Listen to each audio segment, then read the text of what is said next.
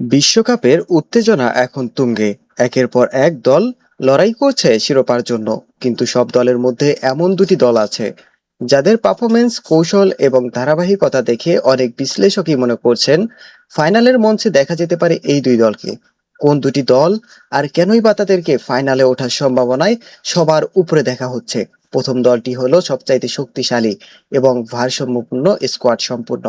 আক্রমণ ভাগ যেমন দুর্দান্ত, তেমনি রক্ষণ ভাগও যথেষ্ট শক্তিশালী। পুরো টুর্নামেন্টে তারা ধারাবাহিক পারফরমেন্স দেখিয়ে আসছে এবং গুরুত্বপূর্ণ মুহূর্তে ম্যাচ জেতার ক্ষমতাও প্রমাণ করছে।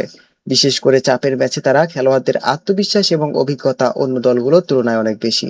অন্যদিকে দ্বিতীয় দলটি সবাইকে চমকে দিয়েছে তাদের আক্রমণ ফুটবল দিয়ে। দ্রুত পাসিং, সংগঠিত আক্রমণ এবং সুযোগ কাজে লাগানোর দক্ষতা তাদের অন্যতম বড় অস্ত্র। আর তারা শুধু ম্যাচ জিতছে না, প্রতিপক্ষের উপর আধিপত্য দেখাচ্ছে। ফলে এই দলটিকে ফাইনালের জন্য শক্তিশালী দাবিদার হিসেবে দেখা হচ্ছে। অনেকেই শক্তি অনেক শক্তিশালী দল থাকলেও এই দুটি দল এগিয়ে রাখার কারণ হলো ধারাবাহিকতা।